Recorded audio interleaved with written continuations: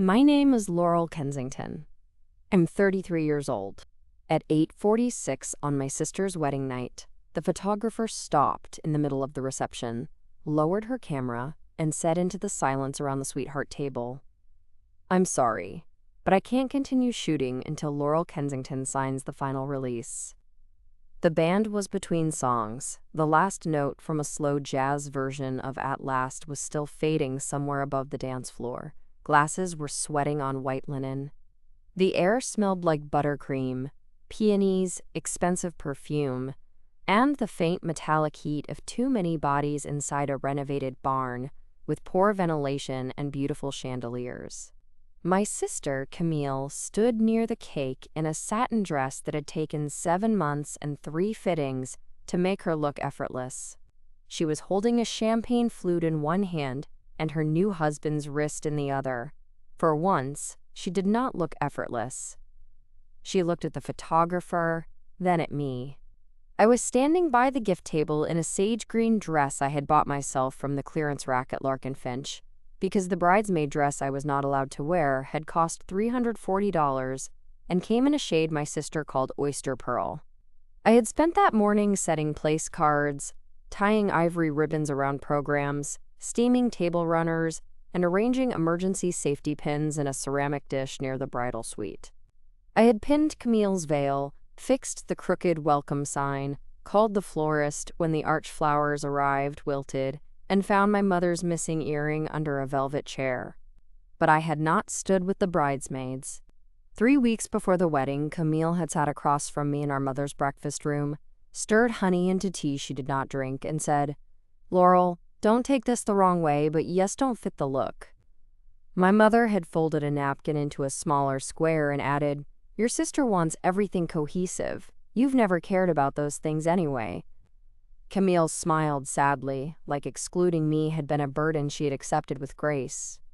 "You can still help set up," she said. "Honestly, that's where you're best."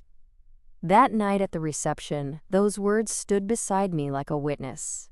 The photographer Nadia Price held a black leather folder against her chest. Her assistant stood behind her with 2 cameras hanging from his shoulders, and a look on his face that said he wished he had chosen architectural photography. The wedding coordinator froze near the head table with a clipboard in one hand and a forkful of untouched salad in the other. My father blinked slowly, as if the sentence had been spoken in a language he did not yet want translated. My mother whispered, "Laurel?" Camille's cheeks flushed beneath her makeup. Nadia looked down at the contract. "The client of record is Laurel Kensington," she said, calm but firm. "The final image release, extended reception coverage, and album authorization require her signature. I cannot accept anyone else's." The room went quiet in the way rooms do when a private lie suddenly needs public paperwork. Camille laughed once, high and thin. "That can't be right," she said. But it was right. Because 6 months earlier, when my mother cried over the photography estimate and my sister said the cheaper package would ruin the wedding, I had paid the full $7,200 contract myself. Not my parents, not the groom's family, not Camille, me, the plain sister, the practical sister, the one who did not fit the look but somehow fit the bill. What they did not know was that the photographer had every receipt, every email, every contract revision, and every signature saved in that black folder. And what Camille really did not know was that I had already decided, before the first centerpiece was unpacked, that I would not spend her wedding day begging to be seen. I would let the contract do that. This is that story. Before I tell you what I signed and what I refused to sign in front of 200 wedding guests, tell me where you are listening from and what time it is there. Maybe you are getting ready for bed after a day where everyone needed something from you, but no one asked how you were. Maybe you are sitting in your car outside a family event you already know will cost you more than money. If you have ever been useful enough to rely on but not polished enough to celebrate, leave a comment. And if stories about women who were dismissed, used, betrayed, and then quietly let the proof speak for them mean something to you, like this video and subscribe to Ultimate Revenge. But before I tell you what happened when the photographer asked me to sign, I need to take you back to the beginning. I grew up in West Haven, Connecticut, in a gray shingled house with hydrangeas along the front walk and a brass door knocker my mother polished before guests came over. My father, Graham Kensington, owned a small commercial flooring company that did well enough for people to assume we had more money than we did.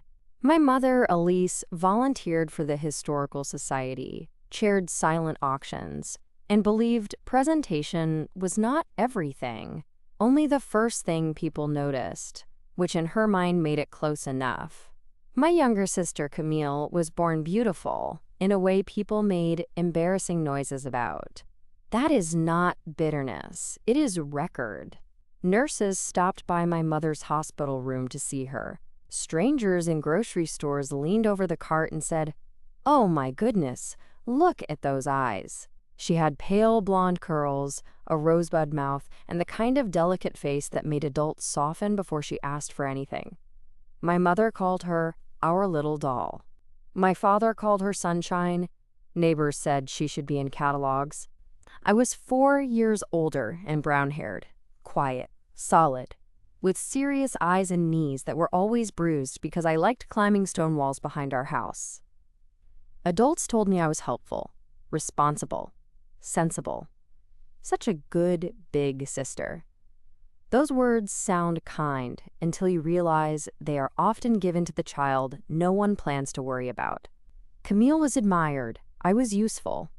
By the time I was 10, I knew how to fold napkins for my mother's luncheons, how to carry trays without spilling, how to help Camille practice piano while my parents praised the recital, and how to stand slightly to the side when cameras came out because someone would eventually say, "Laurel, move in closer," after the first few shots had already been taken. Family photos told the truth if you knew how to read them.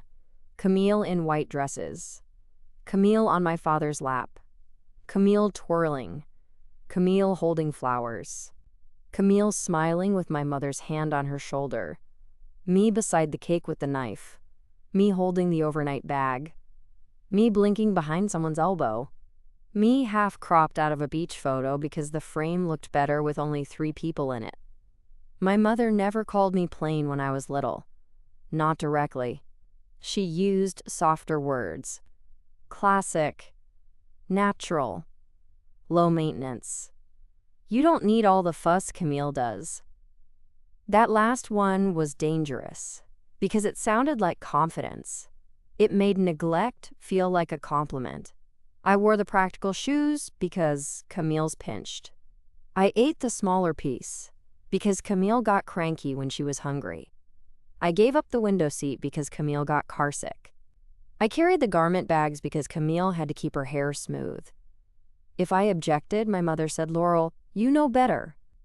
If Camille objected, my mother said, "What's wrong, sweetheart?" I learned that maturity could become a leash. My father was not cruel. He was busy, distracted, and easily charmed by the daughter who ran to him at the door. Camille needed him loudly. I needed him quietly. Loud need usually wins. He came to my school's science fair once and spent 10 minutes at my project on water filtration before leaving early because Camille had a dance costume emergency. My teacher, Mrs. Rowland, took a photo of me beside my display. My mother later said, "At least someone was there to capture it," as if that solved the absence. When I was 13, I won a regional essay contest. The award ceremony was in the library auditorium on a Tuesday evening. My parents planned to attend until Camille was invited to a last-minute callback for a local children's theater production. My mother said callbacks were rare opportunities. My father said we would celebrate later. I stood on stage holding a certificate while a librarian with silver glasses mispronounced my last name. Kensington is not hard to pronounce. She was nervous. I forgave her immediately because she had shown up. At home, Camille ran through the front door crying because she had not gotten the part. My certificate sat on the kitchen counter under a grocery receipt for 3 days. That was our house in one image. Camille's disappointment needed a room. My success could wait under paper. I did not grow up hating my sister. That would make the story simpler than it was. I loved her. I braided her hair before school when my mother was late. I helped her memorize lines. I carried her dance bag. I told her she looked beautiful when she asked me, which was often, and meant it because she did. I wanted her to love me back in the way sisters are supposed to love each other. Messily, loyally, without calculation. Sometimes she did.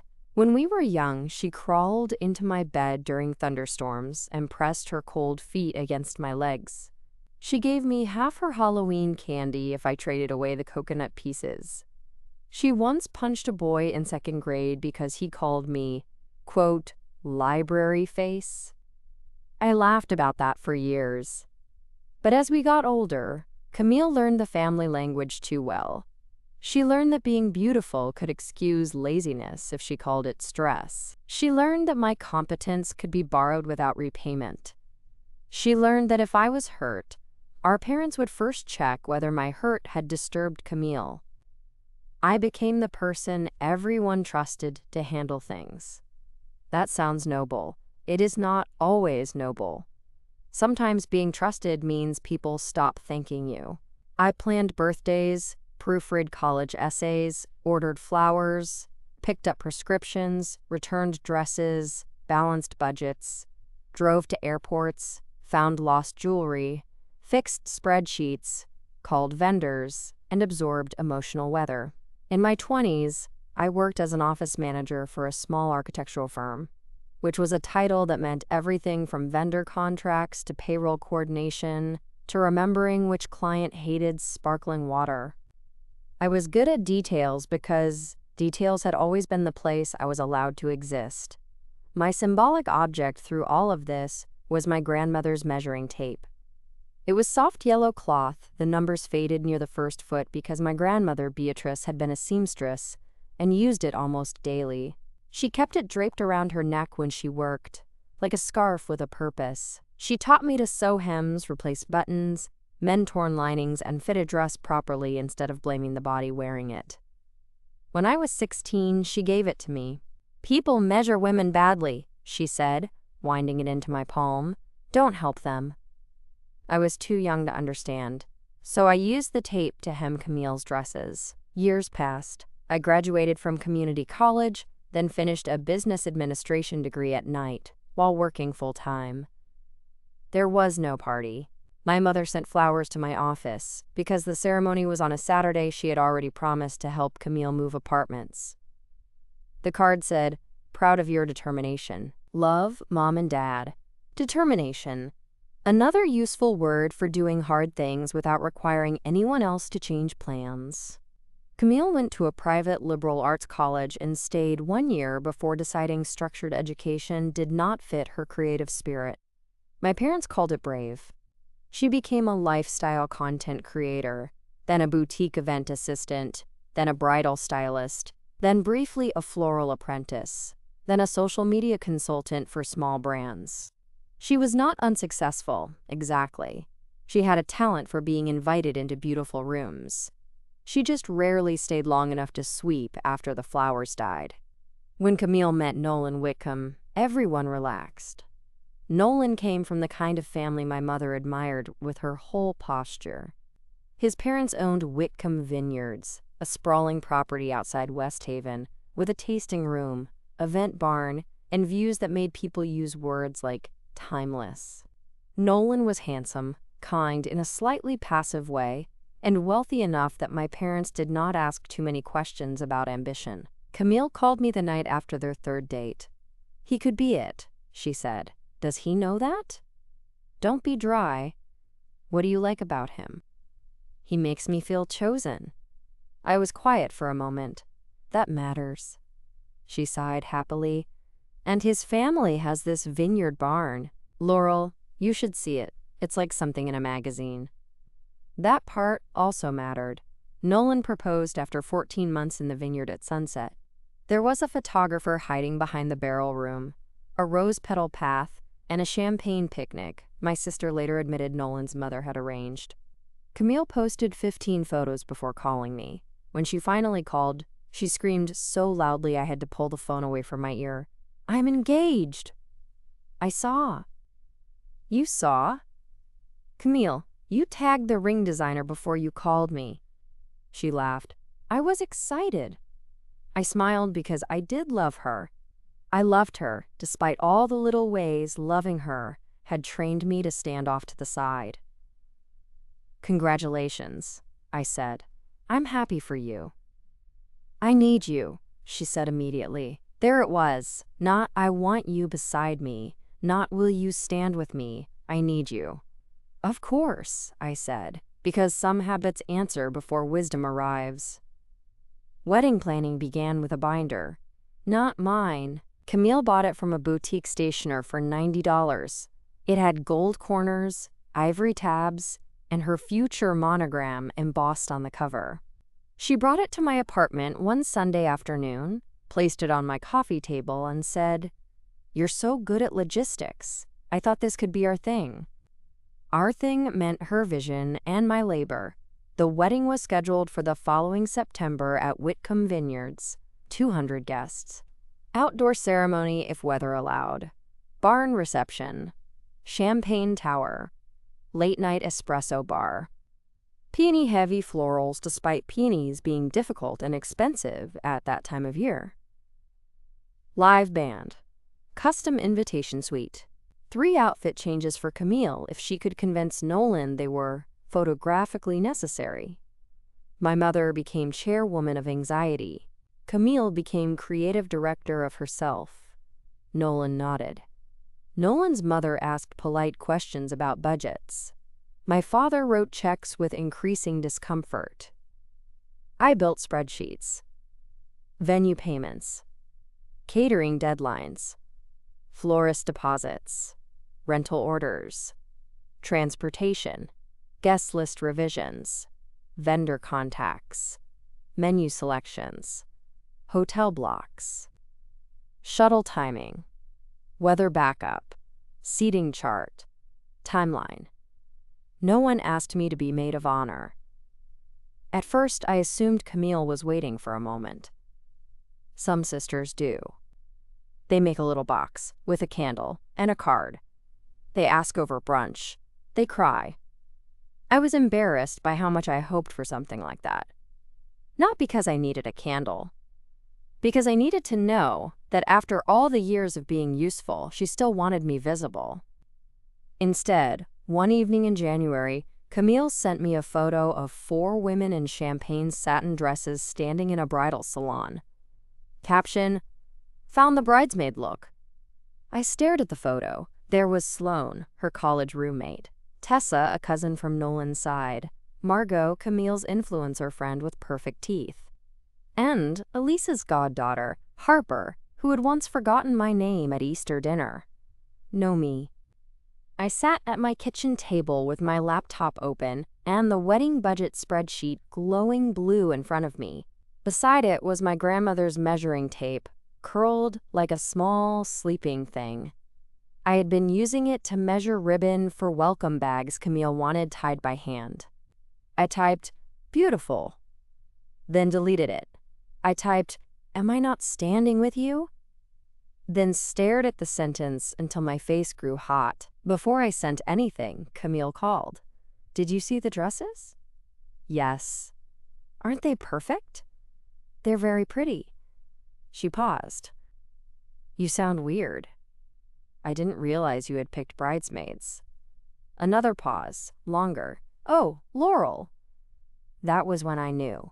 Not because she said no, because she said my name like I had brought up something inconvenient during a delicate fitting. "I was going to talk to you," she said. "When?" "At Mom's tomorrow."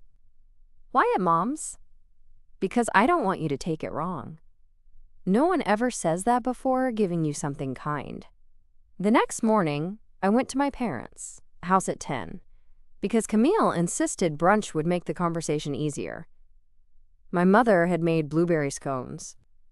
My father was at the office. Camille sat at the breakfast table in a cream sweater, hair clipped back, looking soft and tragic. My mother poured tea into china cups. "We only used when someone needed to behave," Camille began. "I want you involved in the wedding." "I am involved." "I know." You've been amazing. Amazing is a dangerous word when followed by but. She continued, the bridal party is going to be very visual. The photos, the palette, the overall feeling. Sloane and Margot and Harper and Tessa all kind of match the aesthetic. I looked at my mother. She looked down at her tea. Camille said, you're more classic, practical. You don't really love being photographed anyway.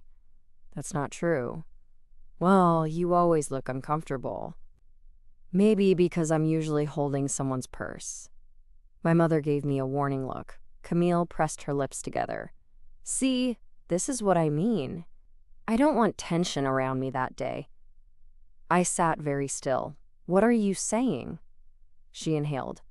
Don't take this the wrong way, but you just don't fit the look. There it was, plain, finally. My mother folded her napkin. Your sister wants everything cohesive. You've never cared about those things anyway. I turned to her. What things? Hair, makeup, dresses, standing in photos for hours. You'd be miserable. I almost laughed. They had taken my exclusion and dressed it as mercy.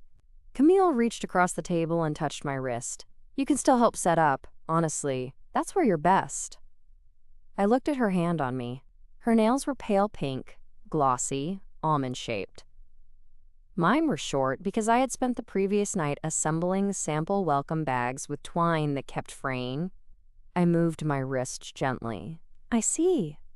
Camille's eyes filled, not with guilt, with fear that I would complicate her story. Please don't make this ugly. I'm not. My mother said, good, because weddings bring out emotions, and you know how sensitive Camille is.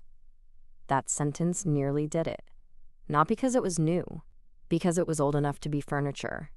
I stood. Camille looked alarmed. Are you leaving? Yes. What about the seating chart? You can email it. My mother frowned. Laurel. I looked at both of them. I heard you. Then I picked up my coat and left the scones untouched. Outside, the March air was cold and damp. I sat in my car in the driveway and let my hands rest on the steering wheel. Through the kitchen window, I could see Camille crying into a napkin while my mother rubbed her back. I had not raised my voice. I had not insulted her. I had simply left. But in our family, refusing to absorb the wound politely was treated as the wound itself. By the following Monday, my mother called. Your sister feels terrible. She should. Laurel. What? She is under enormous pressure. I understand. Do you?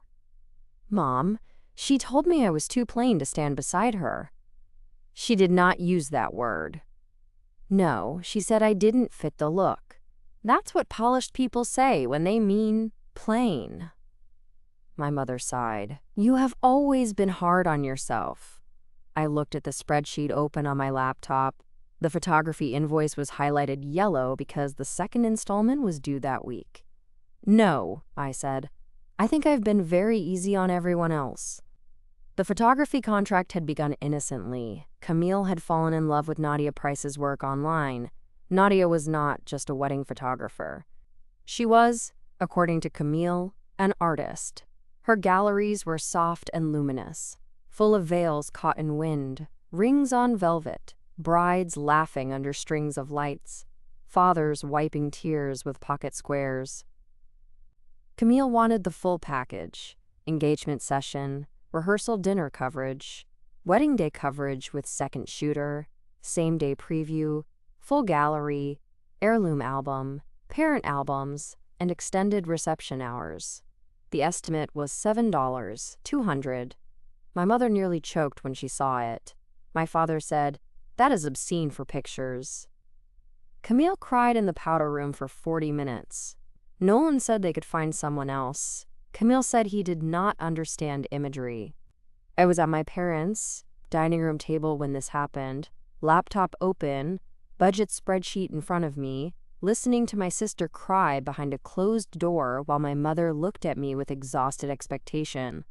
She has dreamed of this, Mom said softly. So has every bride who ever saw a camera.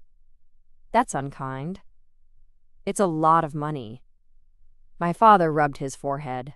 We are already stretched. The tent alone is more than I expected. Then my mother said, Laurel, you're good with vendors. Maybe you could talk Nadia down. I could have said no. I should have said no. Instead, I emailed Nadia. Nadia replied professionally. Her prices were firm because the package included 2 photographers, full-day coverage, editing, print rights, gallery hosting, album design, and overtime flexibility. She was not rude. She was clear. I respected her immediately. When I told Camille, she cried again. It's the only thing I really care about, she said. That was not true. Camille cared about the dress, the florals, the band, the signature cocktails, the napkins, the welcome baskets, the calligraphy, and whether the ceremony chairs looked too rustic. But I understood what she meant. The photographs were proof of the fantasy. Without them, the day might only be a day. I paid the deposit. I told myself it was a wedding gift. A generous one. A foolish one. A gift I made before my sister told me there was no place for me beside her. Nadia sent the contract to me because I was the person paying. I signed electronically. The client line read Laurel Kensington. The bride and groom were listed as event subjects. The payment schedule came to my email. The gallery rights, print release, final image approval, overtime authorization, and album selection sign-off all required the client of record.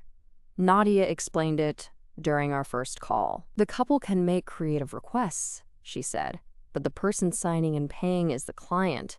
That protects everyone.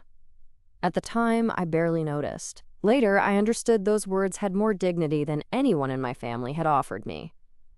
After the bridal party conversation, I did not cancel the contract. That might surprise some people. It surprised me. I opened the email more than once. I looked at the cancellation clause. I could have withdrawn, lost the deposit, and let Camille scramble. Part of me wanted to, a small, tired part. The part that had carried purses and garment bags and unspoken hurt for too long. But the contract was not the revenge. The contract was the record. I decided to keep it clean. I emailed Nadia the next day. Hi, Nadia. I wanted to confirm that I remain the client of record for the Whitcomb Kensington wedding photography package, and that all final releases and overtime approvals still require my signature. Please let me know if any additional documentation is needed. She replied within 20 minutes. Confirmed. You are the contracting client and payment holder. Final gallery release, album authorization, and any day of extension beyond contracted hours must be signed by you. I'll have the final release forms with me at the reception. I saved the email. Then I printed it, not because I was planning a scene, because I was done walking into family events without proof. I paid the second installment the following Friday. $2, $400. I used money from a savings account I had built slowly over years of careful living. Money for a better car. Money for a vacation I never took. Money my family assumed existed because I did not ask for help, which is different from having plenty. When the receipt came through, I saved it into a folder labeled Camille Wedding. Then I renamed the folder Vendor Records. That felt more honest. The months before the wedding became a test of how much labor a family can extract from a woman while reminding her she is not decorative enough to display. Camille sent me tasks at all hours. Can you check if the shuttle company allows dogs? Nolan's aunt may bring hers. Can you make a vendor contact sheet? Mom keeps mixing up names. Can you come to the venue walkthrough and take notes? Can you steam welcome bag ribbon? It got wrinkled. Can you call the bakery? I hate phone calls. Can you make sure Dad doesn't see the final invoice? Can you pick up the flower girl baskets? Every request began with can you, none ended with thank you unless I delayed long enough for her to remember. I said yes less often, that was new. When I said no, Camille treated it like weather damage. Fine, I'll do it myself. She did not do it herself, she called my mother, who called me. Laurel, why are you making things harder? I'm working. You work all the time. Yes, that is where money comes from. Don't be sarcastic. I was not being sarcastic. I was reminding her of the system under which photography packages were magically paid. By June, my mother had begun referring to me as wedding support in conversations with vendors.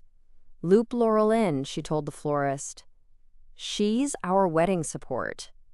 Our support. At the final venue walkthrough, the coordinator, Maris, asked where I would be sitting during the ceremony. Camille answered before I could. Laurel will help with family logistics, then she can sit wherever there's room. Maris looked at her clipboard. Immediate family is usually reserved in the first 2 rows. Camille smiled. Oh yes, of course, she's immediate family, just not in the bridal party. Maris looked at me. I said, I'll stand where I'm told. I meant it lightly. It did not land lightly. Nolan looked uncomfortable. Nolan often looked uncomfortable around my family, but rarely enough to act. After the walkthrough, he caught up with me near the tasting room. Laurel, he said, I hope you know Camille loves you. I looked at him. He was a kind man, but kindness without courage can still leave someone standing alone. Does she? He blinked. Of course. Then maybe ask her why she's embarrassed to have me in the pictures.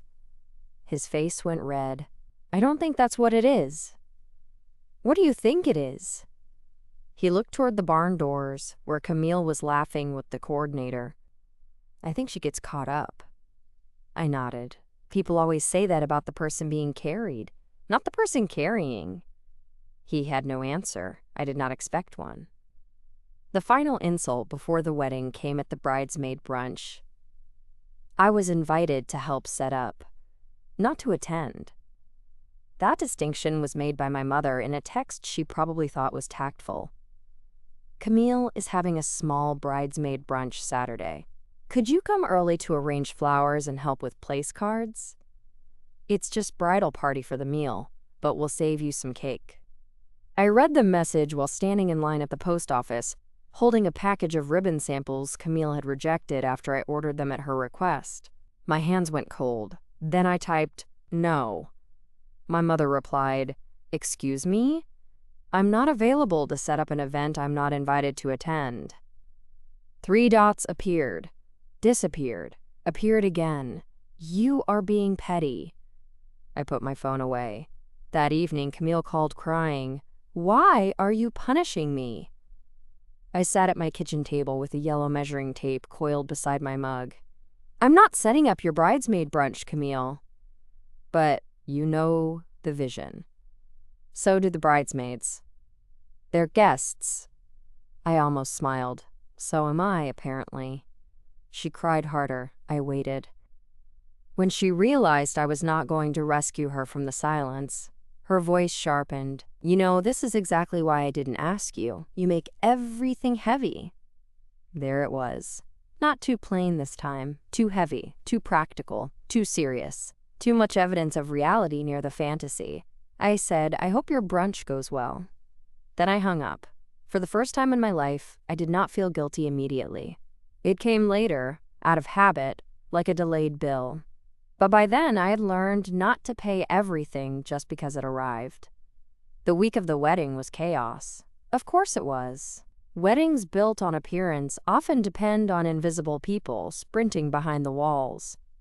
The florist delivered the wrong shade of roses. The seating chart had Nolan's divorced aunt placed beside the woman his uncle had married after her. The shuttle company had the old hotel pickup time. The calligrapher misspelled 2 names. The baker needed final confirmation for the cake table linens. The forecast showed afternoon rain. Camille developed a rash from a facial treatment and declared the wedding cursed. My mother called me 11 times on Wednesday.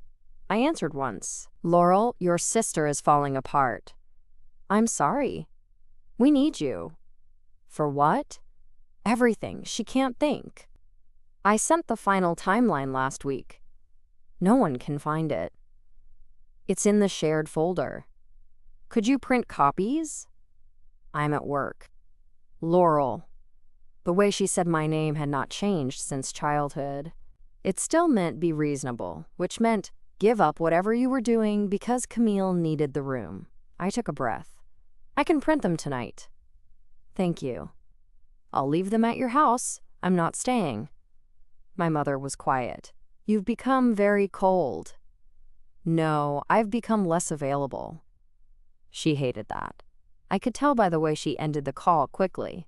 On Friday night, at the rehearsal dinner, I wore a navy dress and sat at the end of the family table near the exit. Camille wore white lace and moved through the room like a candle flame. People admired her. She was easy to admire. I understood that. Beauty has its own weather. During dinner, my father gave a toast about gaining a son and watching his little girl become a bride. My mother cried. Nolan's parents smiled. The bridesmaids dabbed their eyes. Camille leaned into the attention like a flower turning toward light. My father did not mention me. That was fine. I had not expected him to. Then Camille stood to thank everyone. She thanked Nolan's parents for the venue, our parents for their generosity, her bridesmaids for making her feel beautiful, the coordinator for understanding her vision, the florist, the planner, the bridal stylist, the hair team, and even the woman who had customized the cocktail napkins. She did not mention me. That was not fine. Not because I needed applause, because I had spent months making sure the day she was thanking people for could actually happen. Maya was not part of this story, not this time. There was no best friend at the table, no professor, no ally sitting beside me. I was alone with a salad fork, a linen napkin, and my grandmother's measuring tape folded inside my clutch like a small, soft warning. Nadia, the photographer, was at the back of the room taking candid rehearsal dinner photos. Her eyes met mine once. She had noticed. Good photographers notice what people try to compose out of the frame. After the dinner, Camille found me near the coat room. You're leaving already? Yes. We're doing drinks. I have to be at the venue early. Her face brightened. Oh, good. The rental company comes at 7:30. Can you make sure the ivory runners go on the long tables and the champagne ones go on cocktail rounds? Maris has the diagram, but I trust you more. There it was again. Trust without honor. I said, Camille, do you know who paid Nadia? She blinked. What? The photographer. Do you know who paid the full package? She waved her hand. Mom said it was handled. By whom? Laurel? I'm not doing budget talk tonight. Of course. She narrowed her eyes. Why are you being weird? I'm not. I looked at her, my beautiful sister, under soft restaurant lighting, annoyed that the invisible work had developed a voice. Have a good night, I said. Wedding morning arrived clear after all. The storm had passed overnight, leaving the vineyard washed and bright. At 6:50 in the morning, I pulled into the gravel lot behind the event barn with coffee in one hand and a garment steamer in the back seat.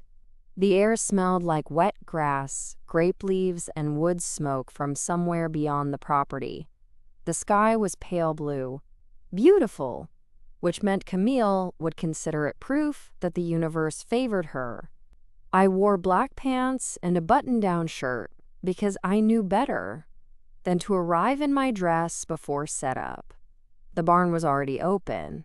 Maris, the coordinator, stood near the entrance, with a headset and the weary expression of a woman who had learned that no one reads timelines until something goes wrong. Rental staff moved chairs. Florists carried buckets. The caterer unloaded trays. Someone's phone played music too loudly near the bar. I worked. I tied ribbons around programs. I placed welcome signs. I checked table numbers. I fixed the seating chart. I steamed table runners. I found the missing cake knife in a box labeled miscellaneous. I made sure the bridesmaids' bouquets had names attached. I carried garment bags into the bridal suite. I set out emergency items, safety pins, fashion tape, stain remover, mints, tissues, bobby pins, a sewing kit, and the measuring tape my grandmother had given me. At 9:15, Camille arrived with the bridesmaids. She entered in silk pajamas, hair in rollers, holding an iced coffee, surrounded by laughter. Everyone carried matching garment bags embroidered with their names. Laurel was not embroidered anywhere. My mother came in behind them, already emotional. "Oh, thank God you're here," she said to me. "The steamer is acting strange." "Good morning to you, too."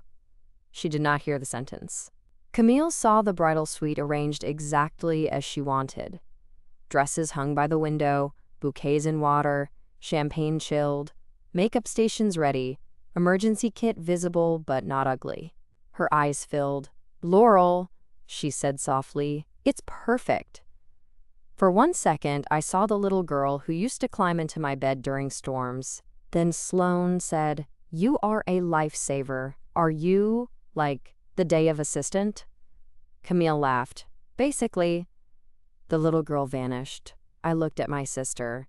She did not correct it. I said, "I'm going to change."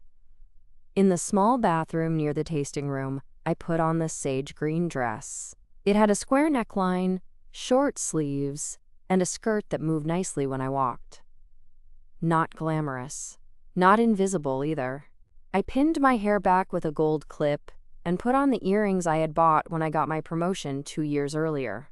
Then I took the measuring tape from my pocket, folded it into a neat square, and placed it in my clutch.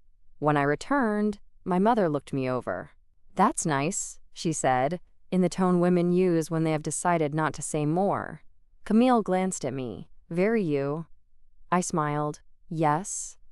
The ceremony was at 4 in the afternoon, under a wooden arch covered in white flowers. The vineyard stretched behind it in green rows.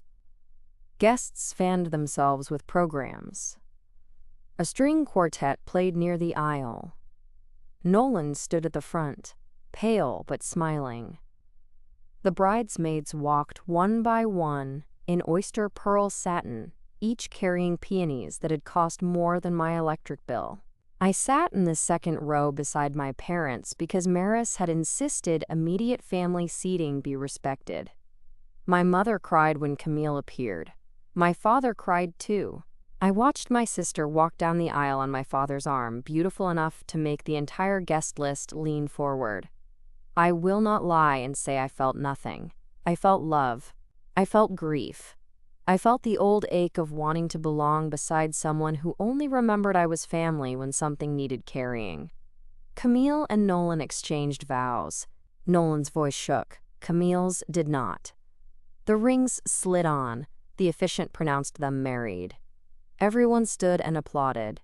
My mother clutched my hand for half a second, overwhelmed enough to forget she had been disappointed in me. After the ceremony, family photos began. Nadia moved through the group with calm authority. "Immediate family, please. Parents, siblings, couple." I stepped forward. Camille's eyes flicked toward the bridesmaids, then back to me. There was no time for her to object without looking cruel. I stood beside my father. Nadia positioned me slightly inward, not at the edge. That small movement nearly undid me. "Closer," Nadia said. My father put an arm around my shoulders. I could not remember the last time he had done that without a camera being involved. Maybe there had always been a camera. Nadia looked through the lens. "Beautiful." Laurel, chin slightly down, perfect. Perfect. Not plain, not practical, not support, perfect. I held my expression steady. The reception began at 6:15. Guests moved into the barn under strings of lights. The tables looked beautiful. I knew they did, because I had placed half the details myself. Ivory runners, gold-rimmed plates, peony centerpieces, candles in glass hurricanes, menus tucked into napkins, a champagne tower near the bar, the cake at the far end, 5 tiers, white-on-white piping, sugar flowers so delicate they looked real until you stood close. Camille changed into a second dress before the first dance. Of course she did. The band announced them as Mr. and Mrs. Nolan Whitcomb. Guests cheered. The first dance was lovely. Nolan looked at Camille as if he could not believe she had chosen him. Camille looked at the cameras. Dinner was served. Toasts began. Nolan's father spoke warmly. Sloane gave a maid of honor speech about Camille's beauty, loyalty, and eye for detail. I nearly laughed into my water. Preston did not exist in this story, but if he had, he would have loved Sloane. Then my father stood. He spoke about Camille as a child, about her light, her charm, her ability to make every room feel special. My mother cried again. Camille dabbed beneath her eyes carefully. My father lifted his glass. To Camille, who has always known how to make life beautiful. Everyone drank. I set my glass down untouched. Nadia was photographing reactions near the head table. She lowered the camera slightly when she saw me. Not enough for anyone else to notice. Enough. After dinner, I stepped outside for air. The vineyard was dark beyond the patio, only the edges visible under string lights. Crickets called from the grass. My feet hurt. My throat hurt too, though I had barely spoken. I opened my clutch and took out the measuring tape. People measure women badly. Don't help them. I wrapped it once around my fingers and breathed. Behind me, through the barn doors, Camille's wedding glowed. Music, laughter, candlelight, motion, a perfect image from a distance. I wondered how many perfect images depend on someone outside the frame holding the pins. At 7:50, Maris found me. "There you are," she said. "We're running behind." Of course. Cake cutting was supposed to be 8:10, then parent dances, then open floor. Camille wants more sunset-style portraits under the lights, but Nadia says the contracted timeline is tight. Do you know who handles photography decisions? I looked at her. Yes. Maris looked relieved. Great. Who? Apparently, me. Her face shifted. Ah! That was all she said. Good coordinators survive by recognizing loaded sentences and stepping around them. At 8:20, Nadia approached me near the gift table. Laurel, she said quietly, we need your signature on the final release and overtime approval if they want extended coverage through the sparkler exit. The timeline slipped. How much overtime? 2 additional hours.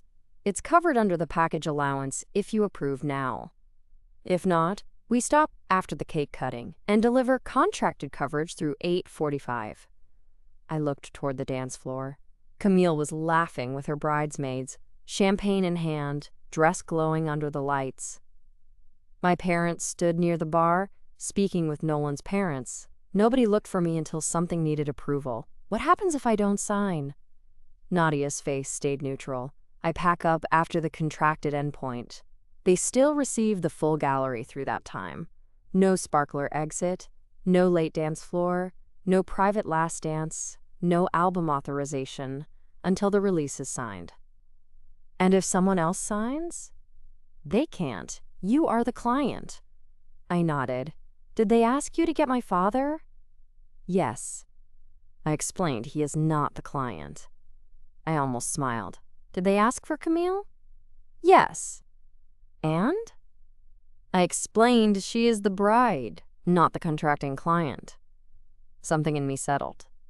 Give it a few minutes, I said. Nadia studied me, not judging, observing. All right. At 8:36, Camille realized the photographer was not following her. She was near the cake, preparing for stage-cutting photos. Nolan stood beside her holding the knife. My parents hovered nearby. The band paused between songs. Guests began turning toward the cake because dessert is one of the few wedding events people obey quickly. Camille looked around. Where is Nadia? Nadia stepped forward from near the vendor table. I'm here. Okay, Camille laughed. We're cutting the cake. I understand. I need the final release signed before I continue. Camille frowned. What release? The photography release and extended coverage authorization. My mother waved one hand. Give it to me. Nadia did not move. The client of record has to sign. My father stepped in. I'll sign whatever it is. I'm sorry, Nadia said. You are not the client of record. That was when the room began to listen. Guests nearest the cake went still. The bridesmaids looked at one another. Nolan glanced at Camille. Maris closed her eyes for one brief second, like a woman recognizing the exact moment a timeline becomes a witness statement. Camille laughed again. Nadia, just take the photos. We can handle paperwork later. No, Nadia said. My contract requires authorization before extended coverage continues. I've already explained this privately. Camille's voice sharpened under the sugar. Then who do you need? Nadia opened the black leather folder. I need Laurel Kensington. Every eye near the cake turned. Then eyes farther away followed. The band stopped adjusting their music stands. A server froze with a tray of coffee cups. My mother looked at me as if I had hidden under the gift table and sprung a trap. I had done neither. I was standing exactly where they had left me. Camille's mouth tightened. Why would you need Laurel? Nadia looked down at the contract, then back up. Because Laurel Kensington signed and paid for the full photography package. There are silences that arrive slowly and silences that drop. This one dropped. The cake knife in Nolan's hand lowered an inch. My father turned toward me. My mother whispered, What? Camille stared at Nadia. That's not true.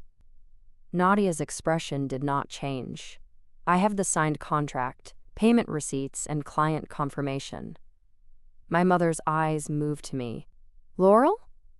I walked forward. Not quickly, not dramatically. The sage dress moved around my knees. My shoes clicked against the old barn floor. I could feel people watching, but the attention did not burn the way I thought it would.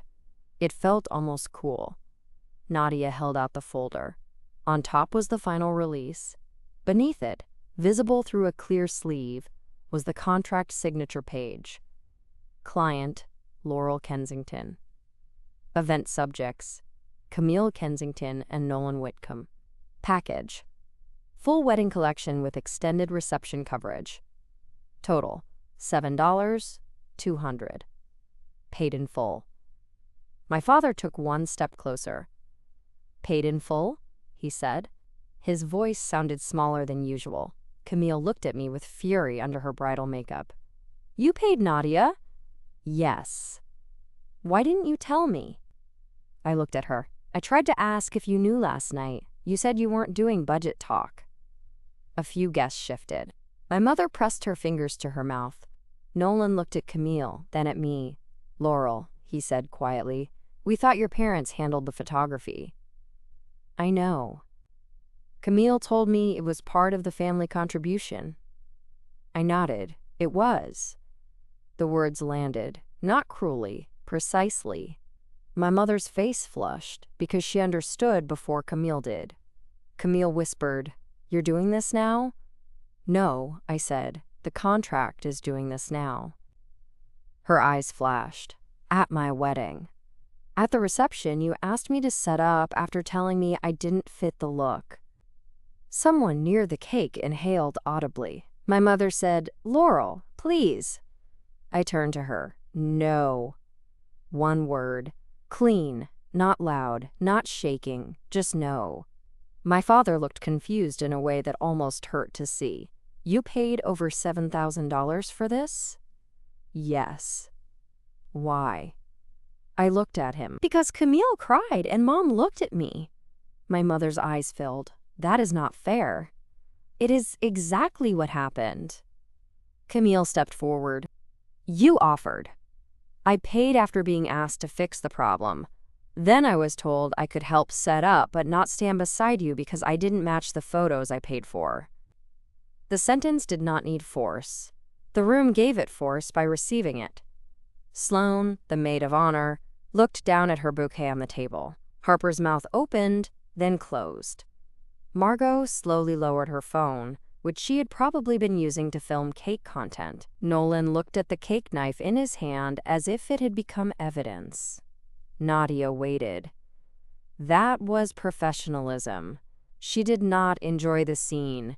She did not interrupt it either. Maris approached gently. "Laurel," she said, "we do need a decision on coverage." I looked at the release. There were 2 boxes. Approve final release and extended coverage. Decline extended coverage. Contracted coverage ends at scheduled time. I held the pen. Camille's face changed again. Panic moved through the anger. She looked toward the barn doors, where the sparkler exit would happen later. The private last dance, the late-night photos, the images she had imagined before the marriage had even begun. "Please," she said. It was the first honest word she had said to me all day, not because it was kind, because it admitted I had something she needed. My mother stepped closer. "Laurel, don't ruin this." I looked at her. I didn't. "You can't punish your sister on her wedding day." "I'm not punishing her." "Then sign." I looked down at the release again. Then I looked at Camille. "Do you know why Grandma gave me her measuring tape?" Camille blinked, thrown by the question. "What?" I opened my clutch and took out the folded yellow tape. It looked small in my palm, old, soft, faded from years of use. "She said people measure women badly and told me not to help them." My mother closed her eyes. "I helped you measure me badly for years," I said to Camille. "I helped everyone do it. Useful but not visible. Practical but not pretty. Good enough to fix things, not good enough to stand in the picture. Today, I'm done helping." No one spoke. Nolan set the cake knife down. Camille's lower lip trembled. If she had cried then, truly cried, maybe some people would have thought I was cruel. But I knew my sisters' faces. This was not grief yet. It was the terror of losing control of the image. I turned back to Nadia. "I'll sign the final gallery release," I said. "The contracted coverage can be delivered. I will not approve overtime." A small sound moved through the guests. Camille whispered, "No." I checked the decline box. Nadia said, "To confirm, contracted coverage ends at 8:45. I'll capture the cake cutting now and then conclude services." "Yes." "Laurel," my father said. I signed my name, Laurel Kensington. Not support, not plain, not useful, client. The pen did not shake. Nadia took the form, reviewed it, and nodded. "Thank you." Then she lifted her camera. "We have 9 minutes for cake cutting." 9 minutes. After months of obsession, after $7, $200, after fittings and florals and oyster pearl dresses, my sister's perfect reception had been reduced to a professional woman with a camera saying there were 9 minutes left because the plain sister had declined to keep paying invisible interest on a debt no one acknowledged. Camille turned toward Nolan, stunned. Nolan looked at me, not angry, sad, maybe ashamed. "Cake?" Nadia asked. It was absurd. It was perfect. Camille and Nolan cut the cake. The photos from those 9 minutes are beautiful. I know because I eventually saw them. Camille smiling too hard. Nolan's hand careful over hers. My mother in the background with wet eyes. My father looking at the floor. Me near the gift table, slightly out of focus, holding an old yellow measuring tape. Nadia packed up at 8:45. Her assistant wheeled the gear cases out through the side door. The band started again, too loudly at first, then corrected. Guests danced because people at weddings will dance around almost anything if the bar remains open. But the reception had changed. Not ruined. Changed. The sparkler exit happened later without professional photos. A cousin took blurry phone pictures. The private last dance had no cinematic gallery. The late-night espresso bar was still served. The marriage was still legal. The flowers were still beautiful. The world did not end. Only the illusion that I could be used without record did. I left before the final song. In the parking lot, the gravel was damp from dew. The vineyard was dark. My feet ached. I carried my heels in one hand and my clutch in the other. Behind me, the barn glowed golden, music spilling from the open doors. My father caught up with me near my car. "Laurel." I turned. He was breathing a little hard. His tie was loose. "I didn't know." I believed him. That was part of the problem. You didn't ask. He looked down. "Your mother said the photography was handled." "Yes." "By you?" "Yes." His face twisted with something like shame. "Why didn't you tell me?" "Dad, when Camille cried, you left the table. Mom looked at me, I solved it. That has been the system for a long time." He rubbed one hand over his mouth. "I should have seen it." "Yes." The old me would have softened that. She would have said it's okay, or you were busy, or it wasn't that simple, but it was not okay. He had been present enough to benefit, and some things are simple if you stop decorating them. He looked back at the barn. "Your sister will say you humiliated her?" I told the truth after the vendor asked for my signature. "You declined overtime." "I did." He nodded slowly. "Was that revenge?" I thought about it. "No," I said. "Revenge would have been canceling the package after she excluded me." He looked at me. This was me stopping.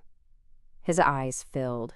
My father was not a man who cried easily. He had cried walking Camille down the aisle. He had not cried at my college graduation. He had cried when his father died, quietly in the garage, where no one could see.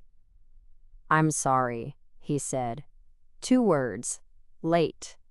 Incomplete, but real enough to stand on their own. "Thank you," I said.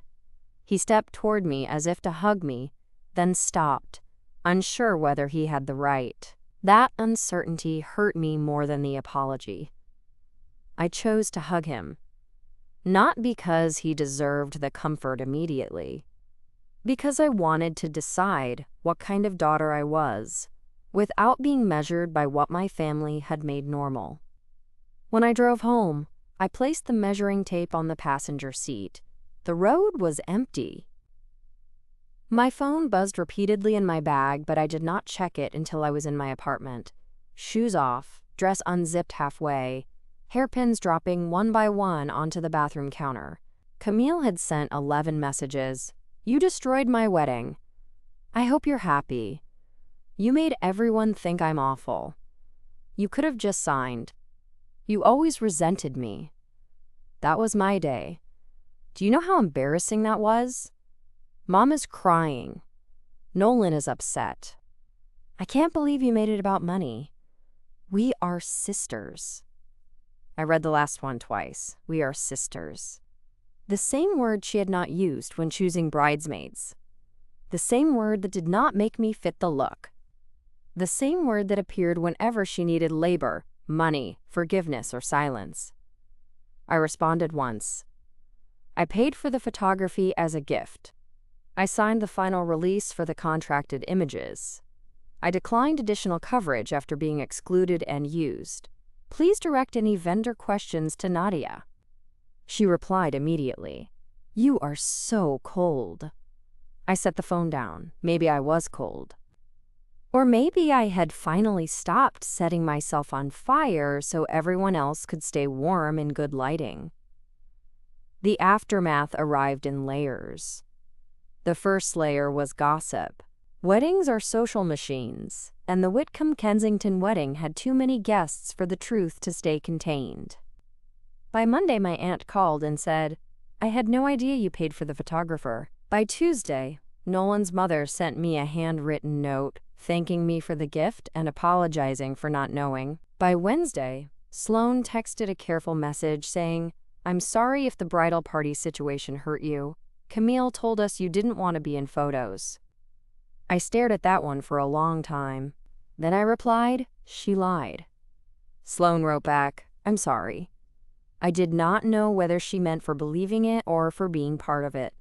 I accepted neither formally, but I appreciated the absence of defense. The second layer was financial. Nadia sent the final gallery preview to me because I was the client. I forwarded the access link to Camille and Nolan after confirming the contracted coverage. I did not withhold the photos. I did not alter selections. I did not delete images. I was not cruel.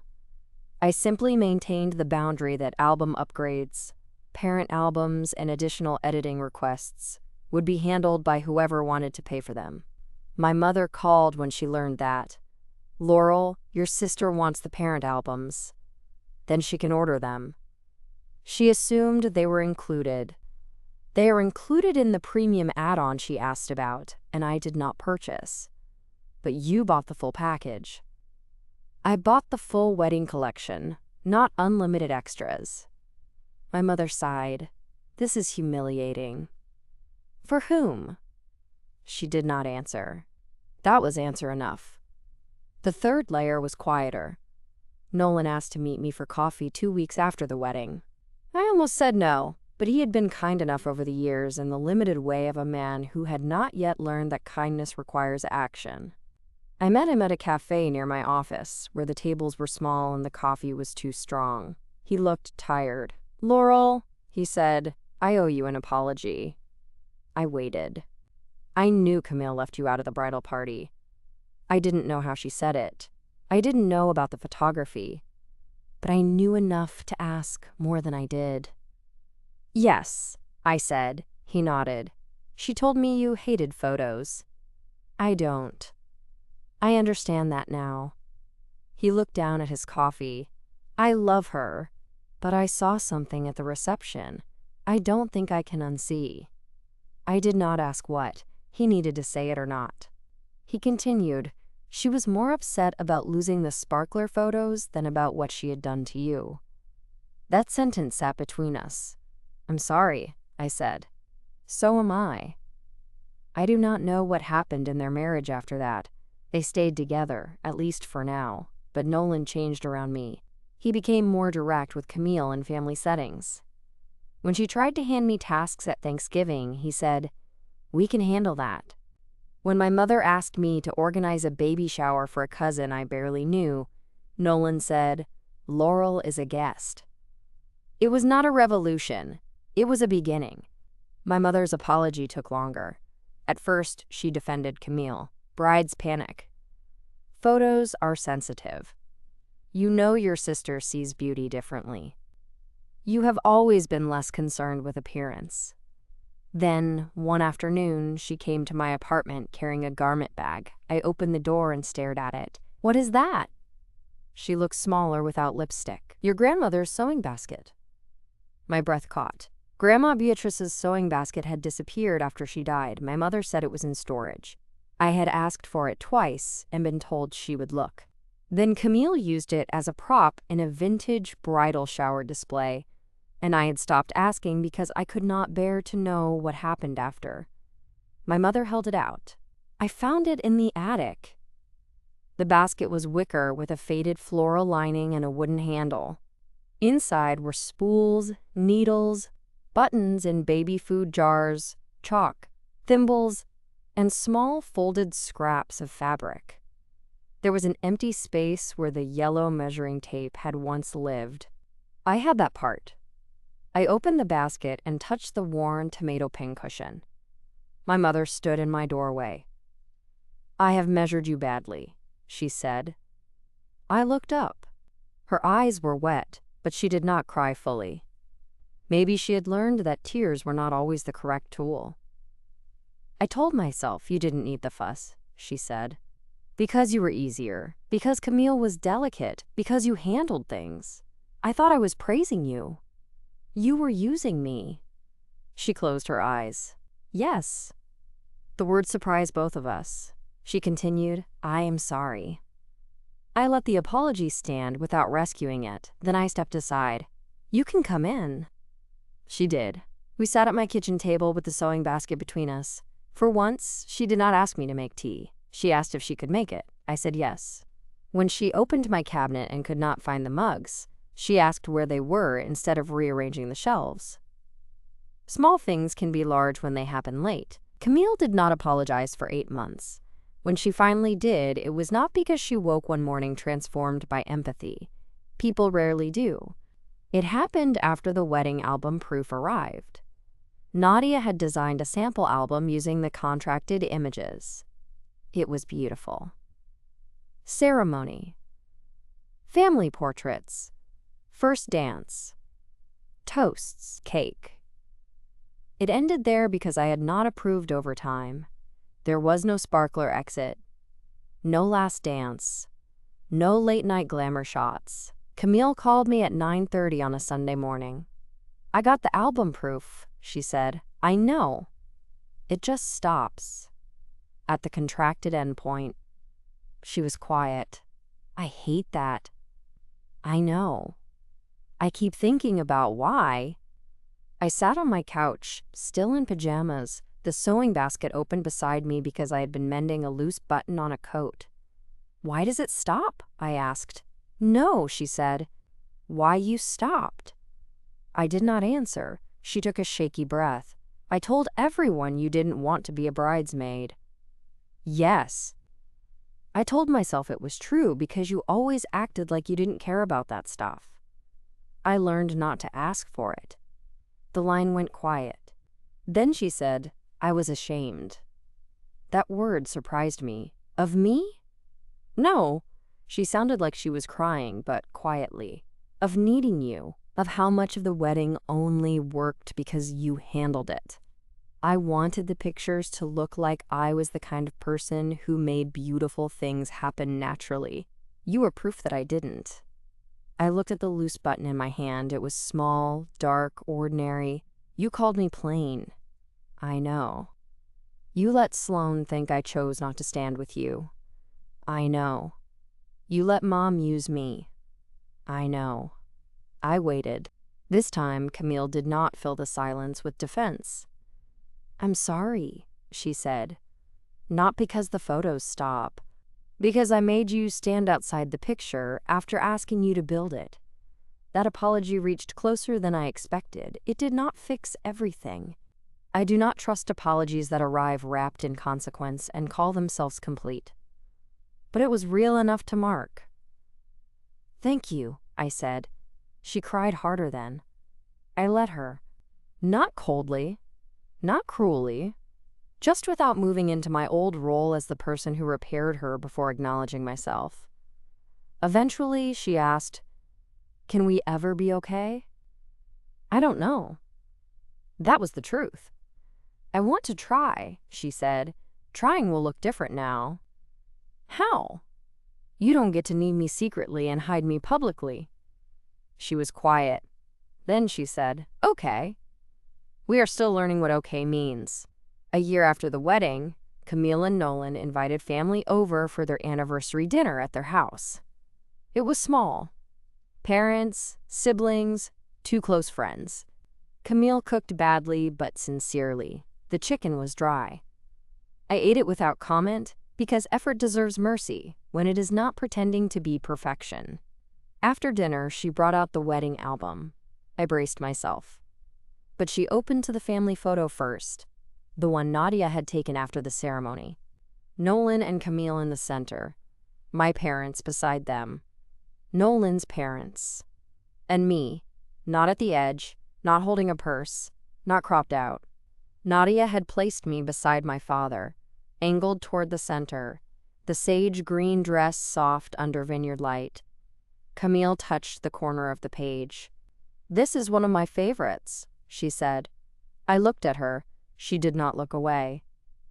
"It should have had you in oyster pearl," she added. My mother closed her eyes briefly. My father cleared his throat. I said, "Sage was better for me." Camille laughed softly. "Yes," she said, "it was." That was enough for that night. The measuring tape now lives in Grandma's sewing basket again, but I keep the basket in my apartment. I use it. That matters. I do not preserve it like a museum piece for people to admire. I mend hems, replace buttons, measure curtains, fix linings. The tape is frayed at one end, and the numbers near the middle are fading. Sometimes I run it through my fingers and think about all the ways women are measured before they ever learn to measure back.